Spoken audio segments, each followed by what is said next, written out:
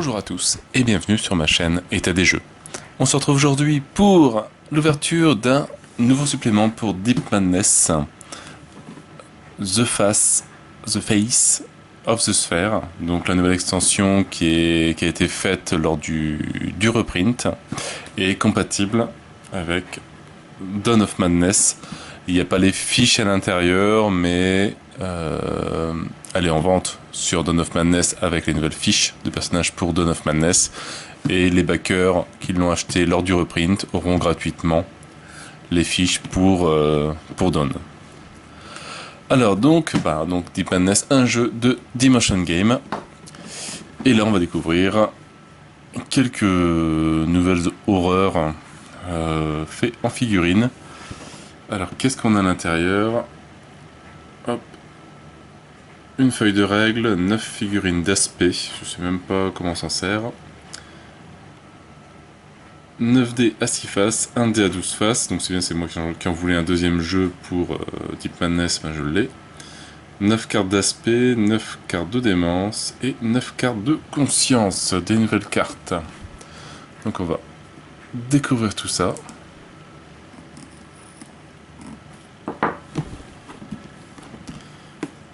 C'est mort si je coupe pas assez.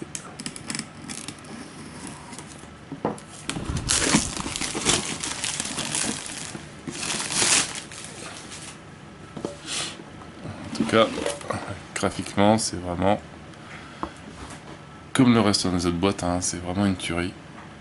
C'est vraiment super. Hop, alors on retrouve. Est-ce que c'est bien? Logiquement en multilangue.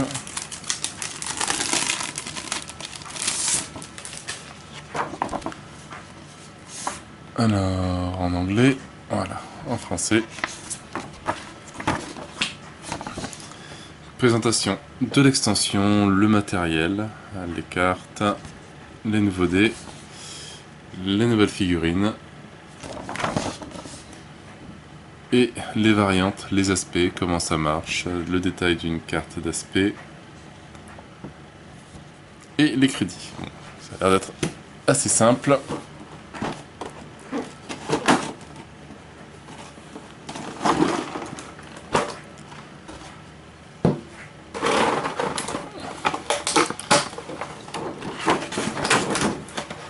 Hop, tout scotché.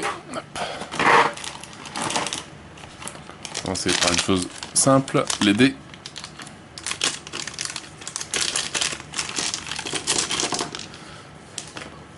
Les dés fournis dans l'extension, ils sont, en tout cas, des coloris sont super.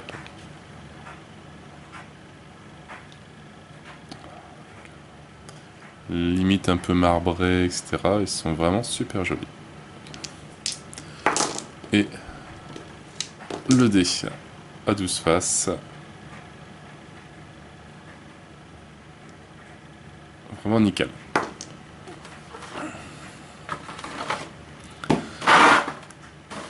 Les figurines sont tous là. Attends, on va les découvrir au fur et à mesure. Je vais chercher les cartes parce que je ne connais pas. Je sais que ça reprend les premiers personnages de la core box à peu près, plus certaines des stretch goals. Il y avait un vote qui était fait pour savoir quel personnage on voulait. Donc là, comme d'habitude, hein, les cartes en plusieurs langues. J'ai l'impression que c'est plus grand que des cartes de tarot. Je sais pas si ça va rentrer dans les sleeves.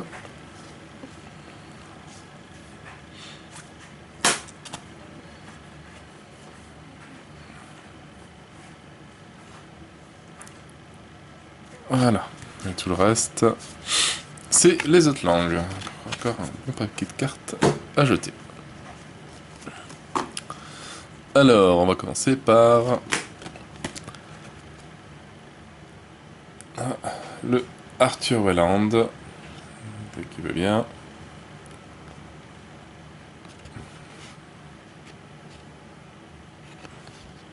Voilà. Quand un investigateur se trouvant dans la même salle que cet aspect effectue une attaque... attends. Quand un investigateur se trouvant dans la même salle que cet aspect effectue une action d'attaque, il doit défausser la carte d'arme utilisée pour cette attaque et piocher 3 cartes de fouille. Il en choisit une et défausse les autres. Durant votre activation, vous pouvez piocher une carte de fouille, ceci ne compte pas comme une action.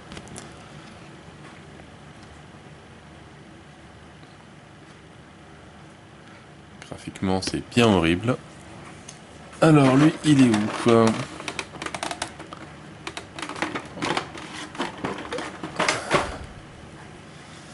Ça doit être lui, avec sa mallette. Il y a des membres, il y a des bras un peu tout partout. Des bras dans la valise. Niveau sculpture, on est vraiment au-dessus de Deep Madness. Hein. C'est vraiment super joli. Je vois même pas de ligne de moulage, etc.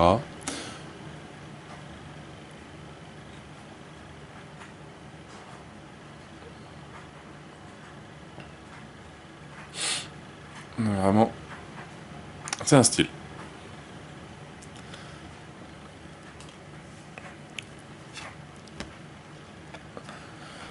Après, on retrouve Felicia Armitage.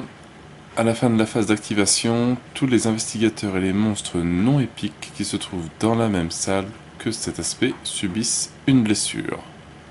Et votre maximum de santé augmente de 2 points.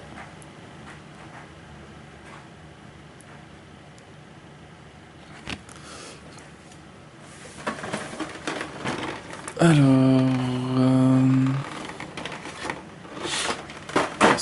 ça doit être elle.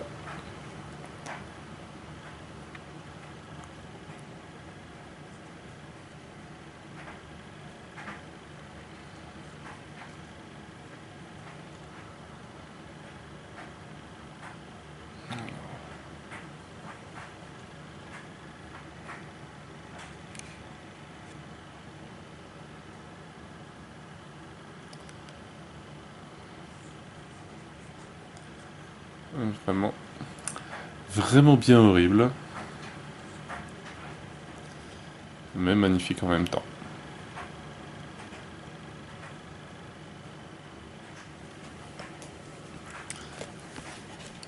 Jared Drake.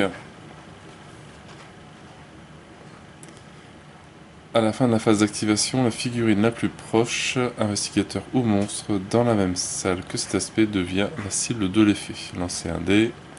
L'instigateur ou le monstre pris pour cible subit X divisé par 2 points de dégâts. Ouf. Arrondissez à l'entier supérieur, X étant égal au résultat du dé. Les monstres liés à l'investigateur ou l'investigateur lié au monstre subissent eux aussi X divisé par 2 points de dégâts. Ça peut faire mal. Quand un monstre vous attaque, vous pouvez lancer un dé. Si c'est une mâchoire, le monstre subit une blessure.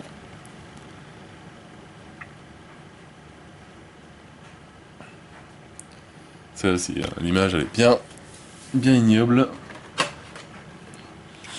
La figurine est quand même bien massive.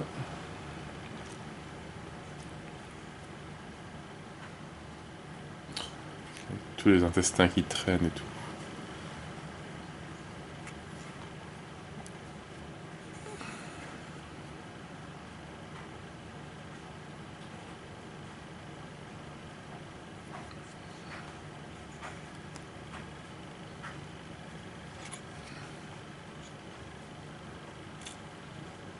Vraiment très joli.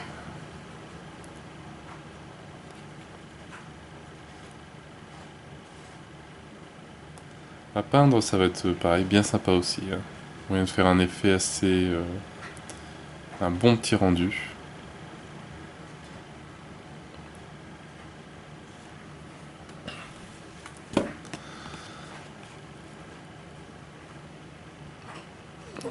Randy Carter. La salle dans laquelle se trouve cet aspect est entourée d'un mur de ténèbres qui bloque totalement le champ de vision des investigateurs comme des monstres.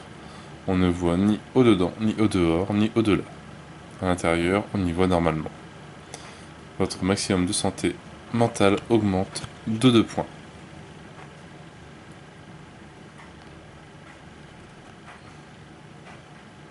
Alors, je trouve que c'est pas la figurine la plus connue, mais c'est vraiment celle qu'on voit peinte régulièrement. Et c'est vrai que la sculpture est très sympathique.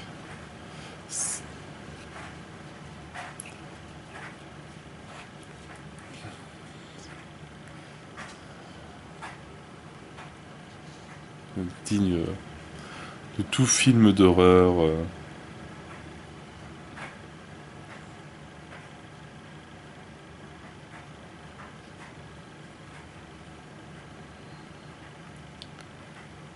Bon, ça là, mais à part, une fois que t'as fait les cheveux en peinture, ça va, mais alors c'est les yeux.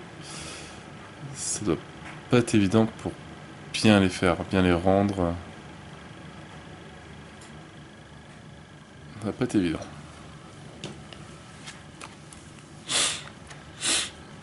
Alors, Roman Asimov.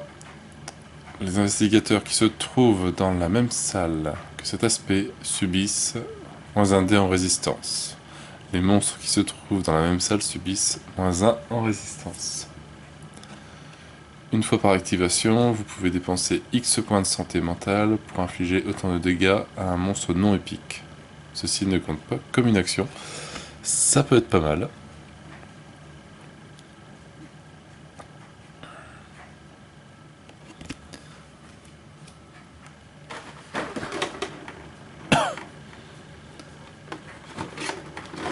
Ça doit être lui.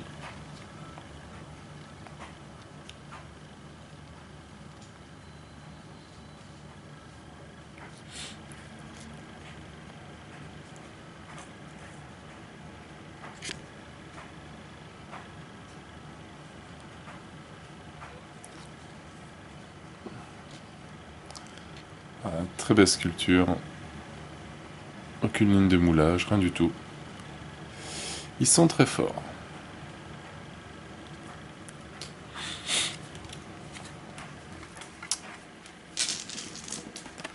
Hop. Samuel Smith. Les investigateurs qui se trouvent dans la même salle que cet aspect gagnent 1 dé en résistance. À la fin de la phase d'activation, les investigateurs se trouvant dans la même salle que l'aspect voient leur démence augmenter de 20 points.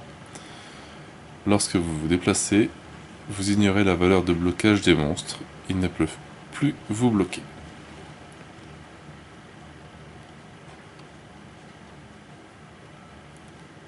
L'image est assez glauque.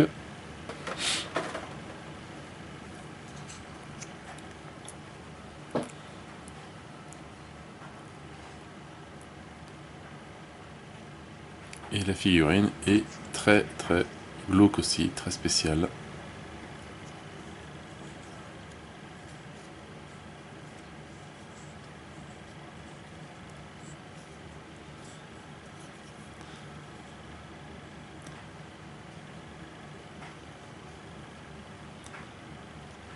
Avec le visage complètement coupé en deux.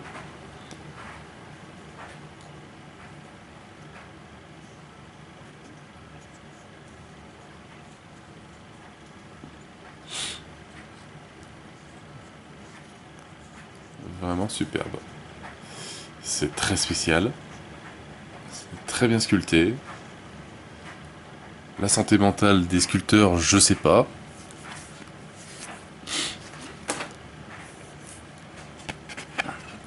Et après, donc ça, c'était les 6 figurines qui étaient dans le jeu de base.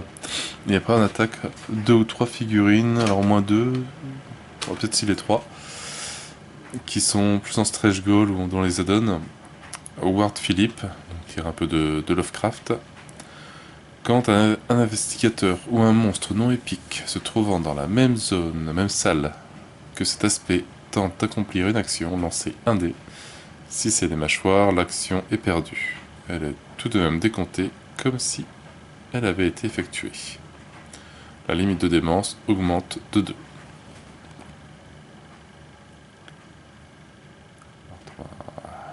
Bonne tête de Cthulhu, son livre.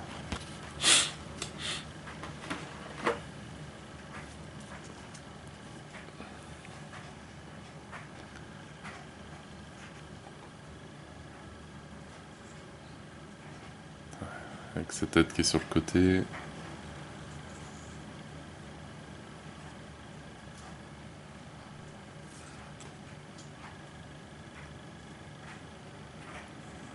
Je suis sûr que tu dois redécouvrir des détails une fois que tu l'as mis en blanc, que tu l'as sous-couché et que tu commences à faire les différentes couleurs. Tu vas voir des petits détails que tu n'avais jamais vus avant. Mais elle est magnifique.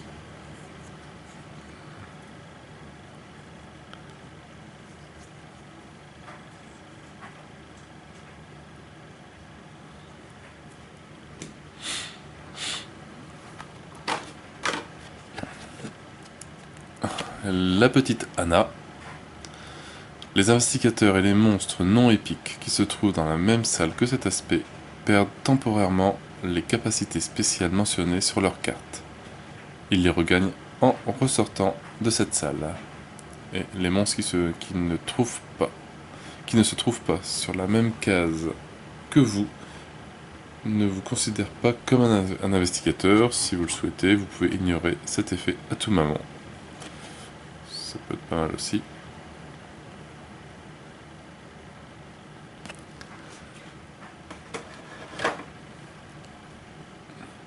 Ah, par contre, sur les deux derniers, on arrive sur des socles un peu plus détaillés, un peu plus ambiance.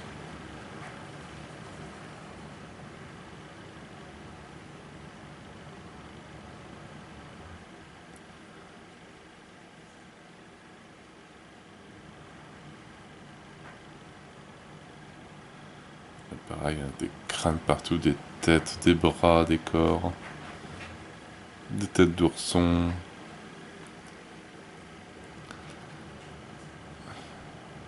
On a le corps ici, la tête là.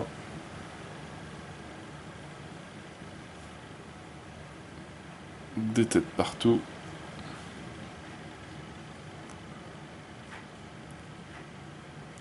Voilà. Très très jolie figurine.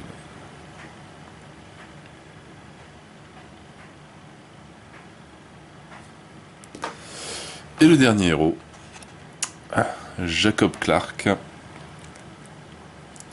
Les investigateurs et les monstres qui se trouvent dans la même salle que cet aspect infligent 1 point de dégâts supplémentaire quand ils attaquent. Une fois par activation, vous pouvez piocher une carte de conscience, ceci ne compte pas comme une action.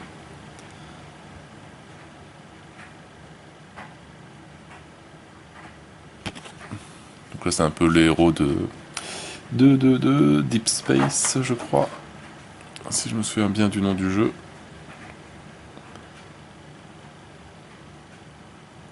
Alors déjà le héros, à la base la figurine du héros était magnifique. Alors celle-là, encore niveau au-dessus.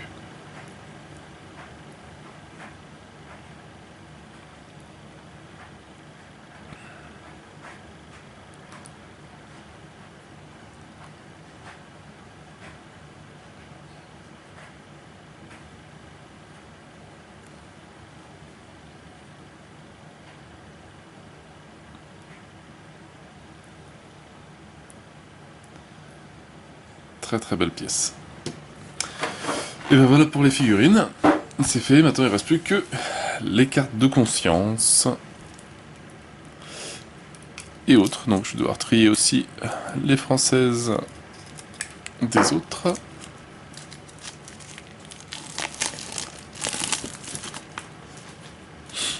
Alors, est-ce que c'est classé par... Ouais, tout est ensemble, donc c'est bien.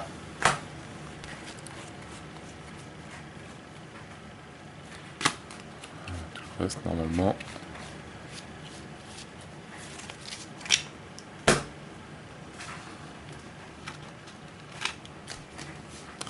Donc les cartes de conscience et les cartes de démence. Alors les consciences, donc c'est les trucs positifs. Oh. Piochez 3 cartes de fouille, gardez-en une et défaussez les autres. Conservez cette carte, votre maximum de santé augmente de 1 point. Conservez cette carte lorsque votre monstre lié vous attaque. Vous pouvez immédiatement lui porter une attaque à une seule. Vous ne pouvez pas infliger des dégâts aux autres monstres durant cette attaque, forcément. Conservez cette carte, santé mentale augmentée de 1 point. Moins 1 en résistance pour les monstres, plus 1 en résistance, démence augmentée de 1. Vous pouvez choisir un monstre non épique qui meurt instantanément, ça c'est bien ça. Quand votre santé tombe à 0, vous ne mourrez pas. Chaque fois que vous devriez subir une blessure qui vous amènerait à 0 points, piochez une carte de démence à la place. C'est pas mal aussi. Donc toujours avec un petit texte d'ambiance et un effet. La métamorphose. Placez l'aspect monstrueux d'Arthur Wayne sur votre case et sa carte à côté du plateau, même s'il est déjà en jeu ou s'il a déjà été tué. Si vous n'utilisez pas les aspects de la sphère dans votre partie, ne tenez pas compte de cette carte de démence et piochez-en une autre. Donc, je pense que il doit y avoir 9 cartes. Alors, ça c'est pour Anna, ça c'est pour Jacob Clark, Ward Phillips, Samuel Smith, Roman Asimov, Randy Carter, Jared Drake, Arthur Welland et Felicia Armitage. Ouais. Donc on a 9 personnages, donc c'est comme ça qu'ils rentrent en jeu. C'est une carte de démence qui les fait rentrer. Bah voilà pour cette belle petite extension. Franchement, face à The Sphere, vraiment pas mal. Très belle figurine. Niveau largement au-dessus de Deep Madness, beaucoup plus détaillé. Donc ça n'envisage que du bon pour Dawn of Madness. Et maintenant il va falloir jouer avec un peu plus, histoire de voir ce que ça donne. Donc sur ce, moi je n'ai plus qu'à vous souhaiter une bonne journée, une bonne soirée. N'hésitez pas à liker, à commenter et à vous abonner à la chaîne. Et moi je vous dis à bientôt pour une nouvelle vidéo. Ciao ciao!